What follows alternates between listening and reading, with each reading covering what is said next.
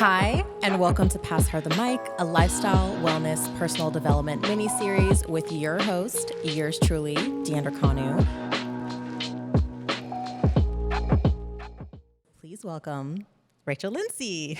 Thank you so much for having me. I'm happy to be here. No problem. I'm so excited. I say that you're the hardest person to get to do anything because you're the worst texter. Did you see what I posted the other day? I did. Nina sent it to me, Nina Parker, and I was like, that is so me. I'm the worst texter. You are, and it made me really happy to see that other people feel the same way. It's not you. Rachel, there was one point where I was texting Natasha, and I was like, I think Rachel's mad at me. And she was like, why? And I was like, because she's not responding to my text. And she's like, Deandra, she doesn't respond to anyone's text. What is it? I'm a very in-the-moment person. So how do we contact you? I mean, texting is probably the best way. I have to text you 6 times. I am on my phone, but I'm always like, okay, I'll get to my text, and then I don't. Like, the best thing that Apple did for me was that I can mark messages unread because I'll see them, and I'm like, oh, I'll go back to it. I'm trying to get better, but no, it's not just you. Thank God. So many people were like, yep, that's you. That's you. I don't know. I'm here. I'm focused. Or I'm like reading something. I'm on my phone to catch up on what's happening in the world. Yeah. I'm not even a big social media person. Are you a phone person? Like if someone calls you, are you going to answer? Yeah, because I might be walking the dogs. I'm usually driving. So I will pick up the phone. Actually, maybe calling is the best thing that you could do. Okay. From now on, I will be calling your phone. Call me. So if I need something, I'm going to call. Can I also say, I just have to compliment you. I'm so happy that this has all come to fruition. I know that you've talked about this, you've manifested it, and so now to be sitting in your space doing your podcast, it's a big deal. You should pat yourself on the back. Thank you. Literally, I know I've told you so many times the things that I've wanted to do, but for some reason, I felt like cognitive dissonance. Like I knew what I should have been doing, and I just couldn't find a way to make it happen. And then I found Vince, who is my recording guy, and it just aligned perfectly. Yeah. So thank God. And it's scary to take that step. It is. Second thing, I'm a really big ASMR person, Ooh. and you have the most soothing voice. You should really think about maybe making, like quick 10-minute, 15-minute videos just whispering. I love that. Yeah. You know what? You're not the first person to say that. I love ASMR so much. I think I'm gonna need to start. I'm really excited to have you here because I look up to you. I feel like you're kind of like a mentor mixed with a friend, mixed with someone who's done a lot of things that I feel like align with what I want to do. Mm-hmm. And knowing that you started off your career as an attorney and you've pivoted into the entertainment space, I really want you to be able to communicate with our listeners what it looks like to pivot and create your personal brand. So going into life, like your adulthood, did you know you always wanted to be an attorney, or what did that decision look like to you? Yeah, I've always wanted to be an attorney. My dad was an attorney, and I just looked up to my dad. I thought my dad was the coolest, biggest thing ever. And I would watch him, start from not much, make a way for himself, promise certain things that if he, by this time he was going to be here. And I just I didn't see all of it, but just hearing him say that story and then watching him be a first in so many ways, I was like, I just want to be just like my dad. So from an early age, I was like, I'm going to be an attorney. And then as I got in college, I started off as a government major, hated it, thought I was too fun for it. Talking to someone, they told me about sports management. I was like, oh, that's everything that I want to do. And I switched my major, but I promised my dad I would still go to law school. And I did. I wanted to, but the more I got involved with my major, I thought, maybe there are other things out here that I want to do, because that major is law, communications, business, economics, and it kind of teaches you how to run a sports team or be an agent or something like that. So I had like this inkling to do something else, but I said I was going to be a lawyer, and I'll regret it. I worked for the NBA right after college, but I still decided to go to law school after. And I practiced law, but I hit a wall maybe like 5 years in where I felt like I wasn't fulfilled. Mm-hmm. I'm doing everything I said I was going to do, but something just wasn't right. I felt like I was constantly staring out of the window, wondering what was going to happen next, or, should I do this? And I was kind of dipping my toe in some things, asking people questions, but I was too afraid until The Bachelor came about. And that gave me the escape and the opportunity and eventually the platform to springboard from that and do other things that I wanted to.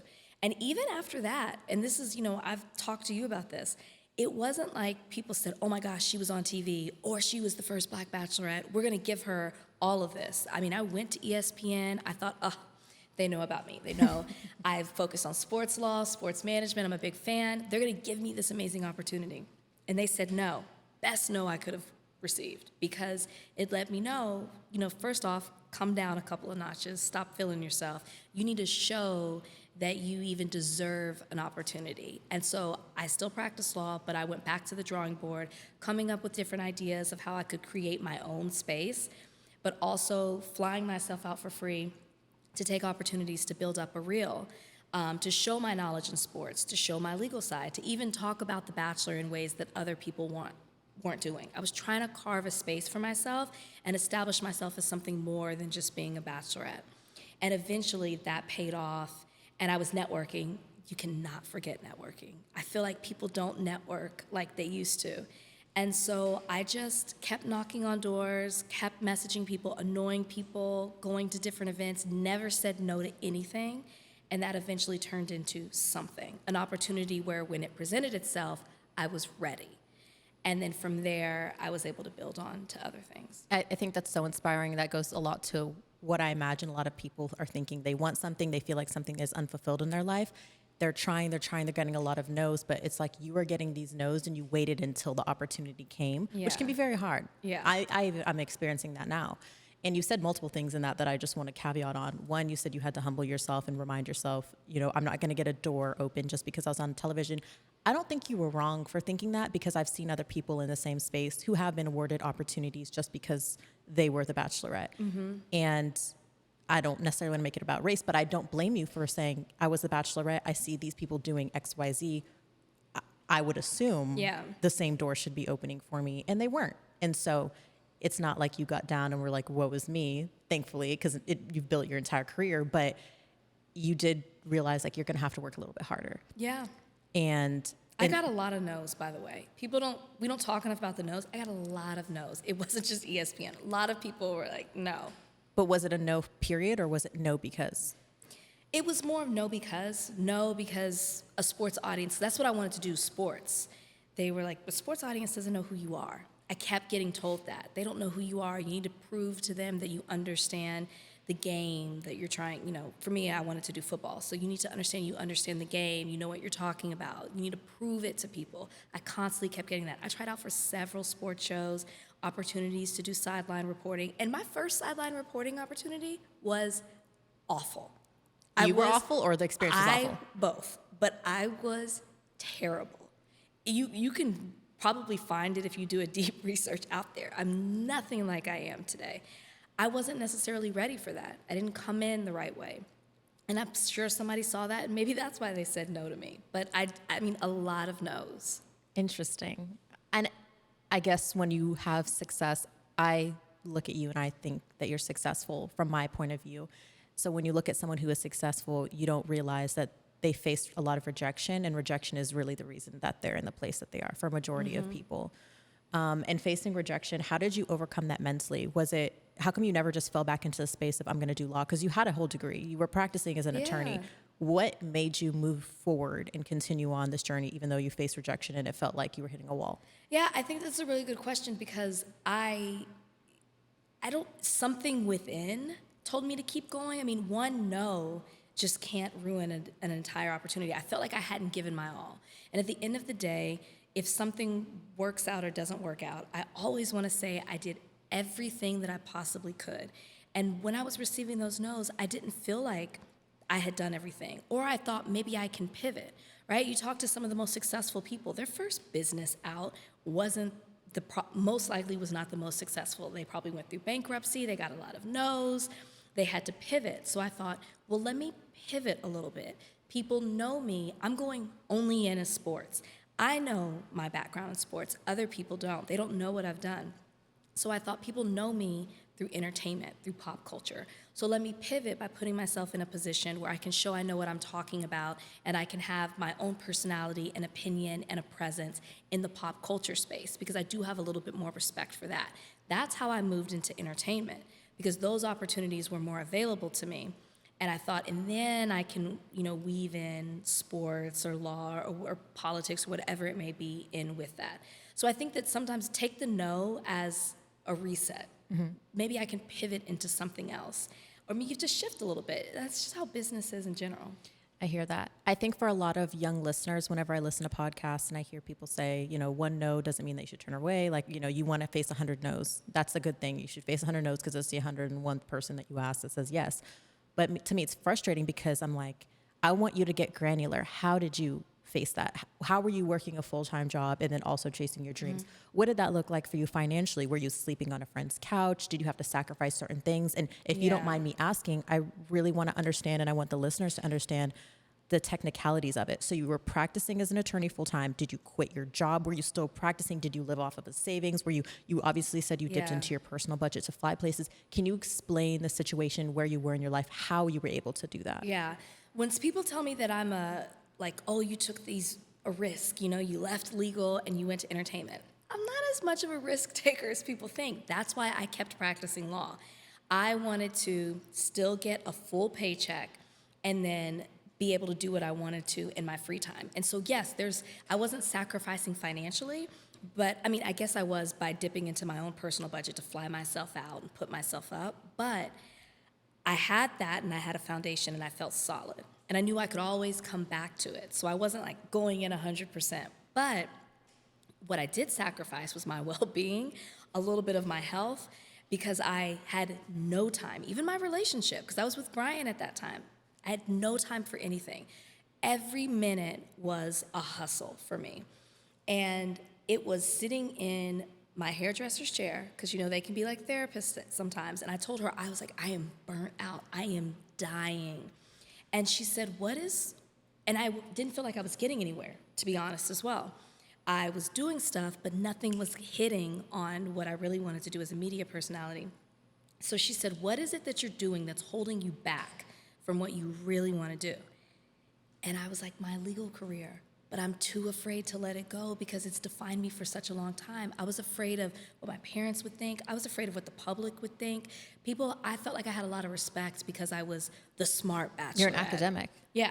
And so people were like, well, she went back to her career, and I was applauded for that. So I thought, if I leave this and I do something in Hollywood, what will people say about me? And so there was a lot of that I struggled within. And she said to me a saying that I've heard quite a bit, but at the time I had not heard it. She said, you can't pour out of an empty cup.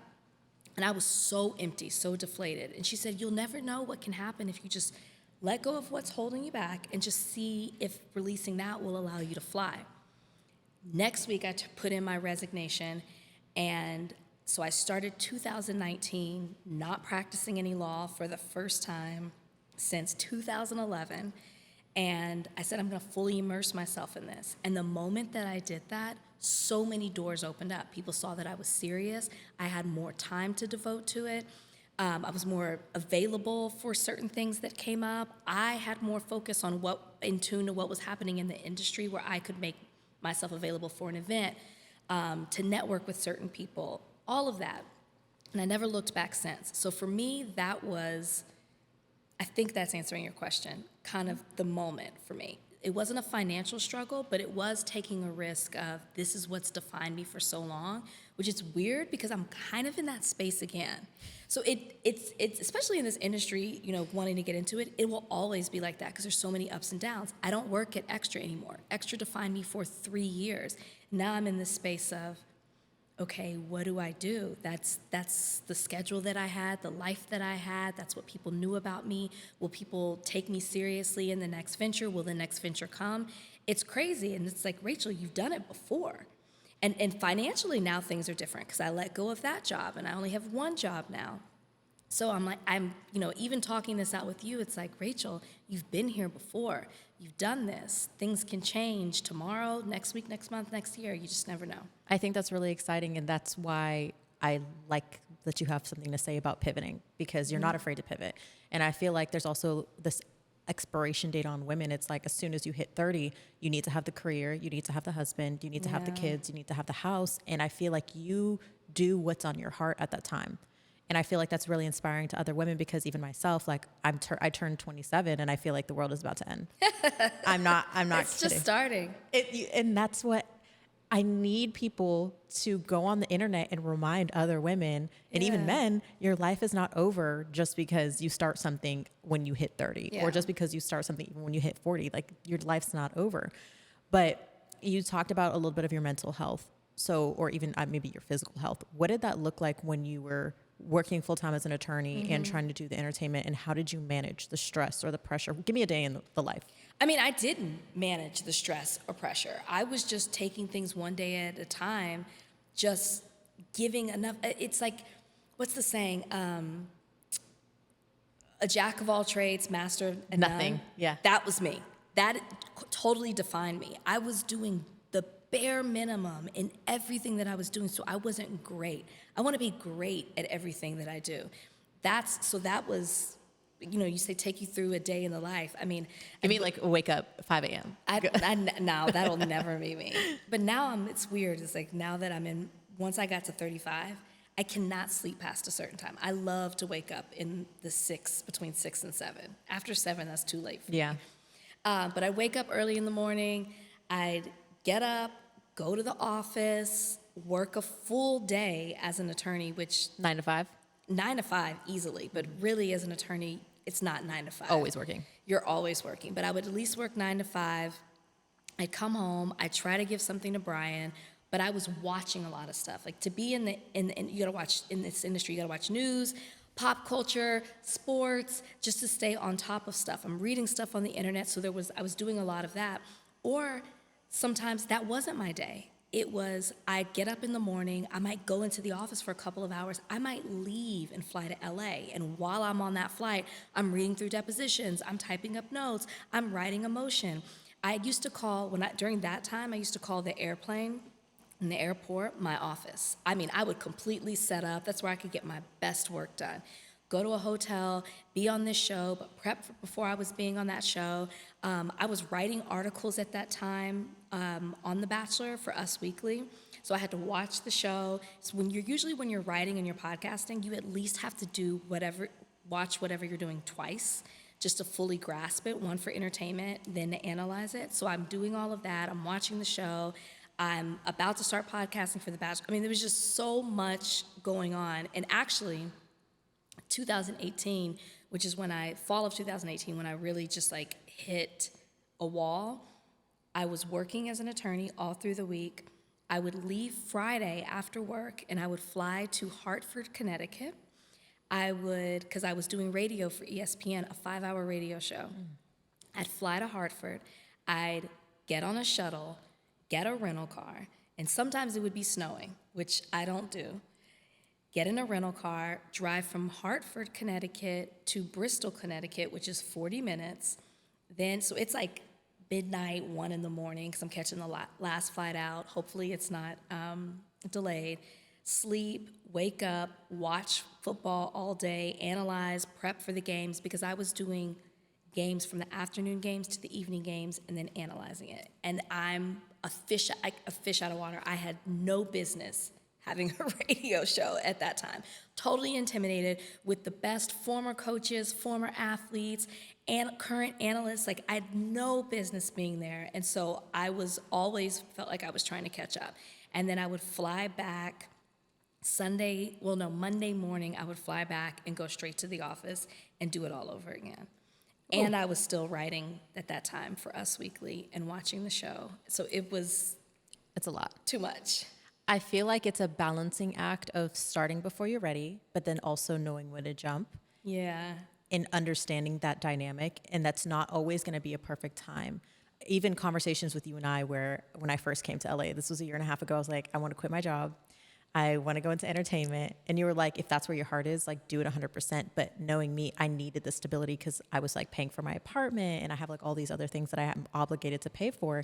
And part of me is I wish I would have, but part of me is glad I didn't, just because the industry of entertainment is just so unpredictable. Yeah. And you can see the ups and downs. But I'm now playing the dance of pouring as much as I can and starting before I'm ready, like even with the podcast, like you're never going to feel 100%. Yeah. And then knowing when to take the leap and just truly go after what you want, which is exactly what you did. You were doing 1,000 different things until it was like, this is what I need to do. And then taking that jump. Yeah. So I think that's very inspiring. Thank you. Before you even went into the entertainment industry, or you can say if there's 2 different times in your life that you felt like this, but what did success look like? So when your mind, when you're thinking about, I've made it, what did that look like to you? And have you hit it? It changes. So at that time, we'll just take 2018 since we're talking about it. At that time, success to me, even into 2019, it looked like stability. That was success for me because everything was so chaotic. And even moving into 2019, I was planning a wedding. I had auditioned for Ghosted, the MTV show. And to speak on that, and this is why I say you say yes to everything. You never know what opportunity leads to what. You never know who's watching. You never know who you impress just by being yourself. The reason I got Ghosted or got an audition for Ghosted is because I was on Wild 'N Out. And I was on Wild 'N Out because I'm a super fan of that show. And I was drunk on the couch one day with Brian, and I was like, I should do that show. And I called somebody, and I was like, hey, you think you can get me on that show? And they were like, yeah, a couple of producers are actually Bachelor fans. Went on the show, had the best time, and it was from that moment that they said, hey, remember Rachel? She's a lawyer. She did this. She was cool to work with. Maybe we should bring her in for an audition. A year later. So it's like you just never know. But in 2019, I was planning a wedding, doing Ghosted, still flying myself back and forth to LA. I moved to Miami, so I was going from Miami to LA or Miami to New York. I was doing a guest spot on Strahan, Sarah, and Kiki every week, so I was flying to New York as well. I got Ghosted, we're filming Ghosted. It was just chaotic, and I just remember saying to Brian, like, I just want stability. And actually what I did, after our wedding and our honeymoon, I moved to LA. I don't even know if I've told you this. I moved to LA for a month. I don't think so. Where were you staying? Airbnb? Carrie, shout out to Carrie Fettman, stylist on The Bachelor. I stayed, thank God, so I didn't have to pay for rent. We were living in Miami, and I remember saying to Brian, I need to know if I can do this. I need to go to LA for 1 month. I need to network, take meetings with people, bet on myself, see who I meet, and just let people know I am serious about moving to LA if possible. That's how I ended up getting Extra. I had meetings with them. I started talking about Bachelor stuff. I started freelancing. I started saying what I could do if I was a part of it. And a year later, I ended up getting that. I was just taking meetings with other people. I, started to take some meetings with the Ringers, started to do all of that, which eventually led to Higher Learning. And it was everything for me, but I had to make that sacrifice. Of course, talking it out with my significant other, I wouldn't just jump. Before I said, okay, this is what, I want to do. I want to bet on myself with this. So I'm saying all that to say, it was chaotic. And success to me looked like stability with one job, hopefully more, and doing that over and over again and building something with that. Mm-hmm. And I eventually got that with Extra. Mm-hmm. I felt like, oh my gosh, I got this dream job that I wanted. Changed. It was time demanding, wasn't it? You don't know everything until you get into it. But I loved what I was doing. And I knew what I was doing every day. Not within the day, but every day I knew I was waking up and I was getting Extra. That to me was success. So you hit it in one sense of in one sense. It's different for me now. And not just because I left Extra, but as I was doing that job and I was doing so many things, now success to me looks like creating something. Mm. I want to create. I want to develop stuff. I still want to do the things that I was doing with Extra. I still want to host. I still want to interview. But it would look like a number of things. When I used to walk into interviews, I used to say, I want to be the female Michael Strahan. Because I look at Michael, shout out to Strahan, I look at him and I'm like, he's doing everything. He's doing entertainment. He's doing sports. He's hosting game shows. He's got his own business. He's like a household family name now. Yeah, household family name. He's a businessman, he's respected, he's the nicest person ever. And he's a family man. And I'm like, I want that. I want somebody who has it all. And so that to me would be success, of me getting to fill every single one of my buckets, a little bit of sports, a little bit of entertainment. I want to do things that are meaningful and that I'm passionate about, and I do things with purpose. I want to reach back and do things with the community. I'm huge passion for education. So I want to do more in that space. I want to do, I love what we're doing with higher learning. I want to see higher learning grow more to where, you might be listening to us in a podcast format, but also watching us on a streaming platform. I'd love a daily show, like The View. The View, hire her. I want my own product. I want to mentor young women. I used to do that regularly before I left Dallas. So there's so many different things that I want to do, but I also want to create and develop.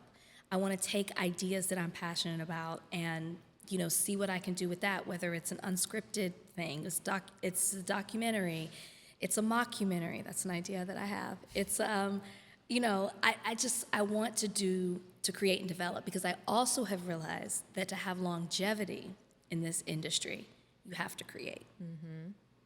I feel like you have to also keep up with the times, what people want. So it's having the creative mindset, but also knowing what's relevant, which goes back into what you're saying about you have to be watching the shows, you have to be on social media to some capacity, which is very draining and exhausting for people who are academics like yourself, and not necessarily that's not your entire life, but it's like you like a portion of it. So I think that's amazing. I was going to ask you about, I saw something on social media about maybe an appearance on a television show or movie. Are you able to say anything about that? Okay, per SAG rules, I can't promote any type of TV show or movie. Okay. But I can't deny what you've seen. Okay, so my eyes weren't deceiving me. I think that would be amazing if I saw you on something that was scripted, that's acting. And that's a different lane for you, because I feel like you're scripted in the hosting segment maybe, or like not even scripted in the hosting segment. But that's just another avenue that you're opening for yourself. You're not closing any doors off and saying, this is the only thing that I am, which goes back into personal branding, which I feel like you're really good at. And I think it was you that gave me this piece of advice that I wanted to do the talking and the hosting and all these different things. And you're like, okay, so like, what are you doing on your Instagram that shows that? And essentially like your Instagram is your resume. So maybe you should start doing, if it's talking segments about a certain thing. And I just remember that really resonated with me, because that was helping me understand that Instagram is your resume. So when someone goes to your page or someone goes to your TikTok or someone, it should be a little bit of who you are. They should be able to look at that, scroll, and be like, okay, this is what she is to a degree. And I took that away with me. But can you talk more about personal branding for anyone who is on a journey to maybe be something? What are the things that they need to consider? How do they need to present themselves?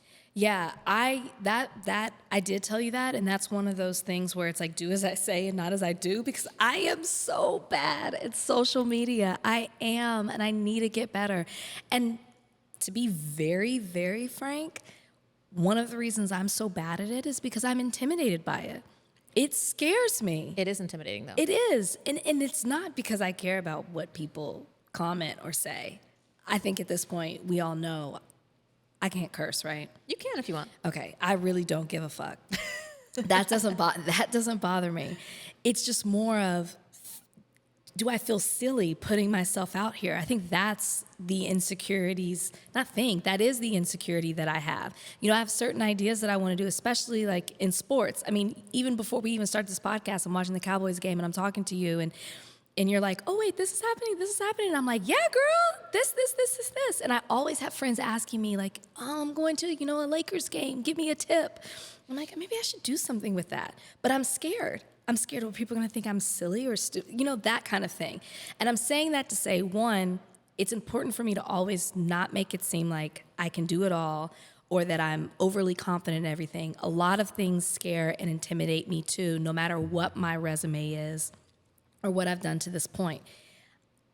When it comes to personal brand and being on top of what's relevant, it's social media. It truly is. And I mean, that's why I eventually got on TikTok. I'm not good at it, but I always like your stuff. I try to support your page. Oh, thank you. I appreciate it. It needs help. It needs, at the Rachel Lindsay. You can find me on TikTok. I'm just not good at it. But that's why I eventually had to get on it. You're right. when you're talking about that, social media is your resume.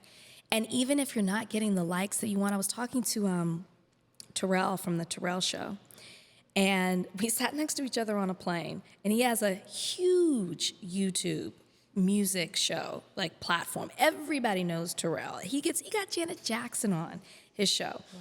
And when you hear his story, it is incredible, from him moving here to not having a job, to where he was staying, to being a tour guide on a studio lot, to eventually posting up his video. It got 1 like, 100, then thousands, then 10,000, then millions. And it's just the consistency of finding what you want to do and staying on that path. I think for us, coming off reality TV, we've seen and known a lot of people who take the low-hanging fruit because it's thrown at them, it's easy. But I think the key to success is knowing what you want to do and staying in that lane. There's so many other opportunities I could have had, but I knew what I wanted to do when I came off the show, and I would say no to a lot because it didn't fit in what I was trying to do. And so I think that when it comes to personal branding, find what your thing is and stay doing that thing. Everything that you do should feed into that, and then everything that you are should reflect that, whether it's social media, whether it's going to a certain event, whether it's making those connections. I mean, people are still using LinkedIn, guys, especially a lot of these executives at higher levels who are in charge of casting and all of that. Update your LinkedIn, put stuff on your LinkedIn, find people through LinkedIn and connections, and then stay consistent with that. I think it's also, when you're building your personal brand, don't take the first no as all no's. Say, okay, I'm gonna go another way. I'm gonna pivot as well. So I think all of that is important, but your brand should be particular, your personal brand. You shouldn't be a jack of all trades because you can't. You shouldn't be a jack of all trades because you can't master every single thing. Yeah. You really can't. I think that's really good advice. And that's something that I also struggle with, is I feel like I'm very much all over the place, but I've been working on streamlining social media. So a couple takeaways from what you said that I think is really important that maybe the listeners can take home with them is that social media is important. I've heard so many people say social media isn't real. It doesn't matter. You can post whatever online. I'm like, be very careful what you post on social media because it'll eventually come back to you, or it's representative of who you are to somebody else. It doesn't matter if you don't think it's relevant to you or representative of you. Yeah. If you're putting stuff out there that's either inappropriate or explicit and it's not actually what you want people to perceive you as, they're going to perceive you as that. And they're going to look at that and say, okay, like, this is who that person is. And again, you take it with a grain of salt because it's not your entire personality, but it's what you're presenting to the world. It's like when you go to a dinner and the way that you act at that dinner, people are going to perceive you as that, even if that's not who you really are. Maybe you're putting on a fake face, whatever it may be. So I think that's really important to consider, and maybe people should take it more seriously if you have something that you're trying to achieve. Another comment that you made that I find very interesting, and I think about all the time, is that I'm really interested in like hosting and like maybe like teleprompter reading or things that are more like scripted and interview like in person with a production. Social media is a self-production, and I find it harder to set up my camera, like come up with the concept myself and film it all myself. I find that way harder than showing up and interacting, like maybe on a podcast or like if I was reading off a teleprompter or even if I was on a red carpet. For some reason, my brain they're two different things to me. They are, though. Yeah. And one is more intimidating than the other, which is interesting because we have a room full of people that we're recording in front of, and I don't think twice. But when I'm in my room by myself talking to the camera, I'm like, this is weird. Yeah. So I don't blame you for being slightly intimidated, and everyone's like, you're this television personality. How can you not get on social media and do these things? But that's the way my mind works. I don't know if that's how yours works. No, absolutely. It is because it's your thing. You're putting your name, your reputation on this, and that's very intimidating. But then when I listen to you say, I'm setting up this camera, I'm putting this all together, I'm developing these questions, you realize you're a producer. Yeah. And that's something that you're not when you show up to somebody else's podcast. Right. You're creating, you're developing, you're producing. That's where you beef up that LinkedIn and you title what your project is and all that you're doing. And that puts you above other people because most people aren't willing to put in the work. They just, like see where you are now and they don't see what you did to get there. So that's really, really important, and it's rewarding when it pays off too. I like that you made that point because I talk to Vince, the videographer, all the time about how I get frustrated that it's like I have to find the people that I want to interview. I have to schedule the times. I have to come up with the concept, with the questions, and like schedule everybody together, make sure he's available, that I'm available, and that even if I'm having a bad day, like I don't get to just turn it off because this is something that I want. And then I have to show up here and be a host. And you're right. It's a lot more work, and people aren't going to be able to see that from the outside. And, eventually you get to a place where maybe you have a manager that manages those kind of things, or an assistant, which is great. But in the beginning stages, you are a 1 or 2 man show, putting everything together, and it's harder than just showing up and being yourself. It is, but it's better the way that you're doing it rather than it just being handed to you, because you're going to appreciate it so much more. And I'm so glad you're doing it too. And because a lot of people will say, oh, another podcast, like why are you guys doing another podcast? And it's like, first off, there's room for everyone. Second, you're different. You're you. So you're going to be different than anything else that anybody else is bringing to the table. And it makes me think of Nick Viall. Okay? A lot of people, you think about Nick what you want to, but when Nick started, he created that podcast. It wasn't just another Bachelor podcast. He found a niche. And he, as the only male voice, saying things that people were too afraid to say, and created it. And I've seen him do the work, do the research, constantly ask certain people outside, find out who has a connection to Bachelor Nation, bring them in to have these conversations. And then from those conversations, he was able to build another conversation. And his audience grew even bigger and bigger and bigger. So hate him or love him, what he's built in a saturated market with a bunch of Bachelor podcasts, and now he's the #1 by far, in my opinion, shows what happens when you believe in yourself, you stay focused, you bet on yourself, and you work hard to get there. I agree. It's actually funny that you said Nick Viall's podcast, because when I first came to LA, I was like, oh, I see all Bachelor people going on Nick Viall's podcast. I would love to. I DM'd him. He never opened it. Okay, well, we need to fix that. That's a problem. We live in the same neighborhood. I ran into him the other day. He was running. I was walking dogs. That needs to change. But it's funny because at first when it happened, I was like, wow, I automatically went to, I'm not a big name enough for him, or I'm nobody, or that rejection, that seemingly rejection hurt. But then when I think about it, I'm like, that doesn't affect my life at all. You move forward, you do your own thing. Maybe I'll cross paths with him in the future. And it's funny to look back and be like, oh, you ignored my DM, or you didn't see my DM, whatever it may have been. And look at you now. And it's like, hey, you just do your own thing. You go into your own lane. But I hope that, if anyone's listening, even we get rejected by people in our own space. Yeah. And that's a good point. You also never know why somebody rejected you. Right. Last summer, I auditioned for 2 shows hosting. I really want to host another show. And because I haven't. I mean, I do that with podcasts, but even as extra, I was a correspondent. I'm always guest hosting. I've never hosted a show, and by myself. And I auditioned for both, and I made it really far, top 3, and I didn't get it. And it was really disheartening to not get, because I was like, this is perfect for me. I felt like I checked all the boxes. Right. But you also just don't know, that person in charge of picking might have always known who they wanted, and they just had to go through the process. Yep. Or somebody else might not have liked that I'm from Texas. I don't know. Or I might have said, you just never know what the reason is, and that's why you can't let it stop you. Exactly. And this applies to everything, whether it's a job that you're applying to, or a podcast that you want to be on, or a door that you really wish was going to be open.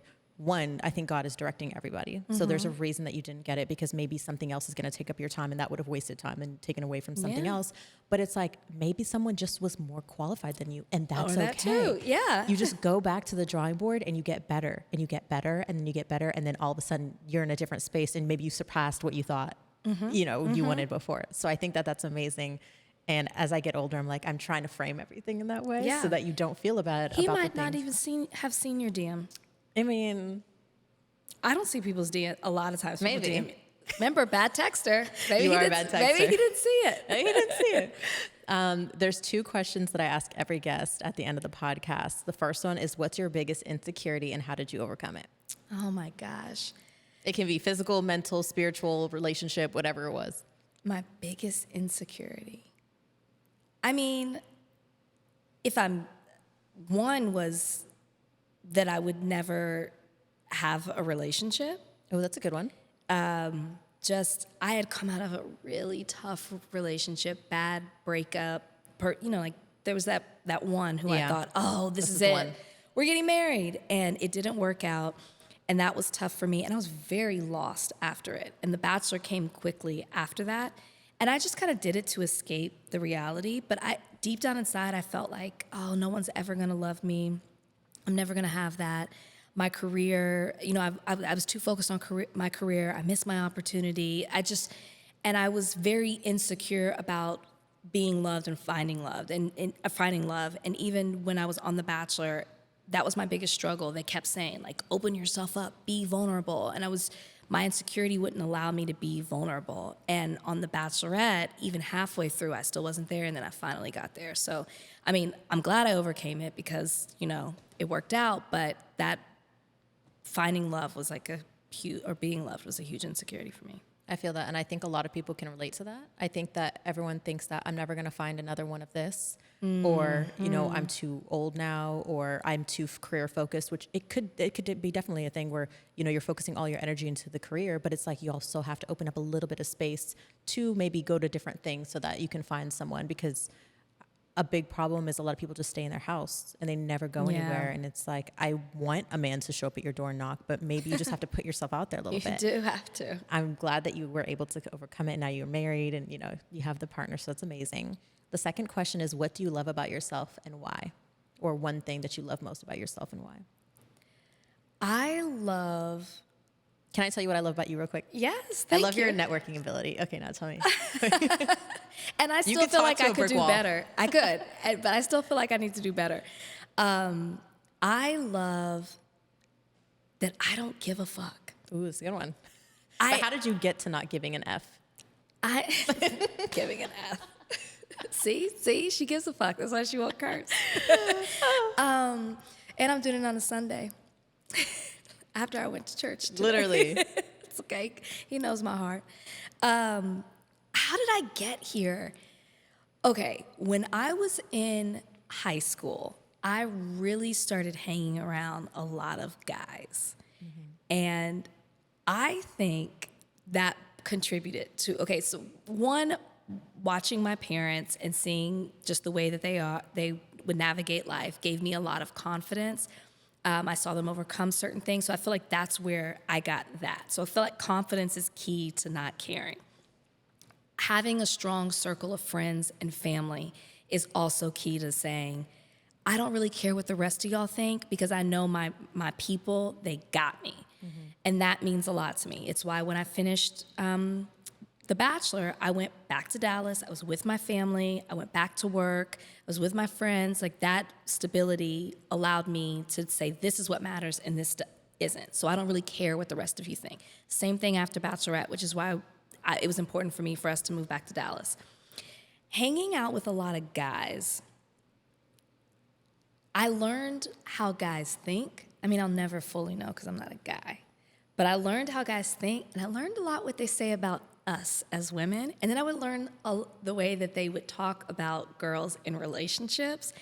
And it just maybe hardened me in the wrong way, but it just made me, I felt like I was in on the secret, and it just gave me confidence in another way. I don't know how to explain that. I don't know if I'm saying it right. Yeah. But just being around a lot of guys, I was like, okay, that gave me, I don't know, I felt like I was ahead of women in a certain way. I don't think like I'm you explaining knew the secret this. or something. You knew a secret that they didn't know that changed your mind about something that... I don't know if I'm explaining that right or not.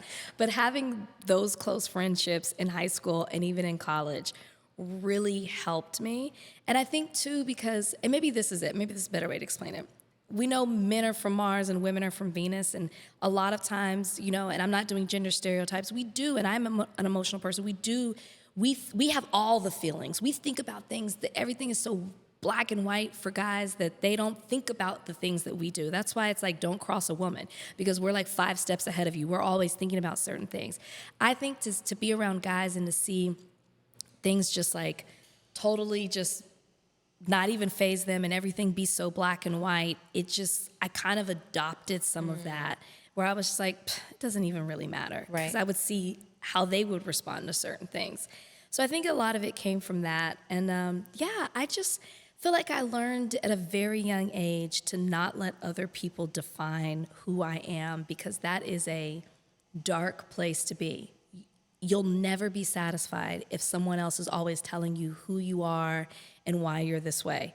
So to have the power to do it myself gives me a lot of confidence, and also just makes me say, like, I don't really care. That's great advice. I think that a lot of people grow up being told what to do. It's just like inherently. And I did too, yeah. Our parents tell us what to do. School tells us what to do. So being able to unlearn that as quick as you can, and just really finding who you are.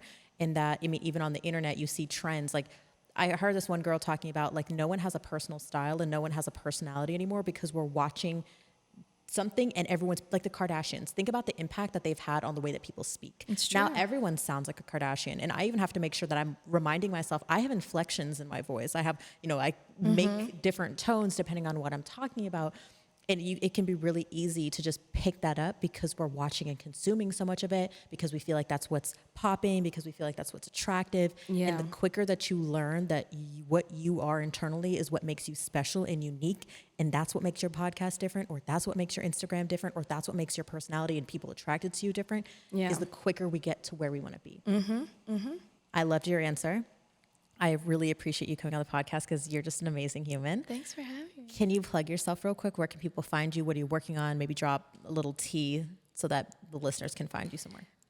Okay, you can catch Higher Learning every Tuesday and Friday. A new episode drops. You can get it wherever you get podcasts, or you can watch it on YouTube, the whole thing, which you really don't want to miss out on my facial expressions, because they tell a whole other story. Morally Corrupt, a podcast on all things Bravo. You can catch that every Friday. You can still get my books, Miss Me With That and Real Love, wherever you get books.